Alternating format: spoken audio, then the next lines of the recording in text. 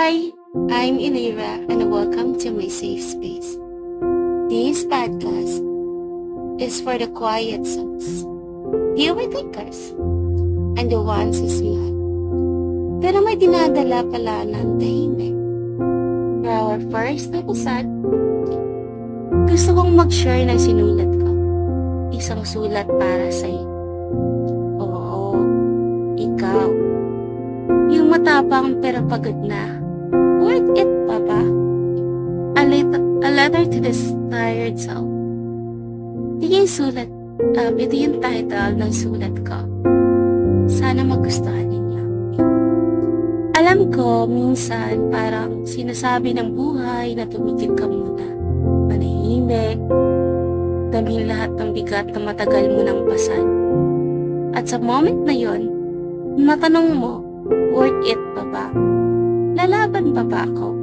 Kasi lately, parang ang buhay, puro bayarin na lang, gising, trabaho, uwi, tulog, ngiti.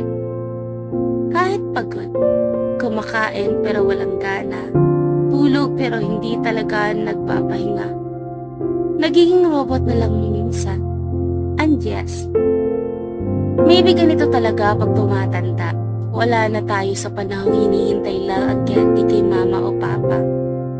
Hindi na tayo yung batang tumatakbo lang sa paligid na walang iniintindi. Ngayon, iniikutan tayo ng responsibilidad, pressure, survival.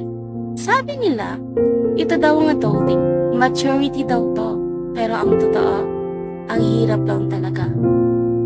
At kung feeling mo ngayon, gusto mo lang sumuko, gusto ko may pakiusap, paminto ka muna. Pero huwag kang bibitaw. Tumingin ka sa paligid mo, sa mata ng anak mo, sa asa mong kumakaway ang bukod, sa pusa mong mahimbing na natutulog, kahit yung halaman mo sa bintana, natahimik lang pero buhay. Lahat yan paalala na may nagmamahal pa rin sa mundo, na may dahilan pa rin para magpatuloy. So, tanongin mo ulit ang sarili mo, kung bibitaw ako ngayon, anong mangyayari sa kanila? Pagod lang ba ako? O ayoko na talaga? Kasi kung pagod ka lang, okay lang yan. Pahinga. Pero wag mo ngayaan ang pagod ang maging wakas ng kwento. Sige na. Day 1. Wala kang kailangang patunayan sa kahit sino. Hindi mo kailangan maging perpekto o mayaman, pero hawak mo pa rin ang manibela ng buhay mo. Nakarating ka na sa puntong to, ibig sabihin, kaya mo pa. Alam mo ba, si Colonel Sanders ng KFC, naging milyonaryo na nung senior na siya. Kaya hindi pa huli ang lahat kahit isang hakbang lang, kahit dahan-dahan, laban pa. Huminga ka, tumingala.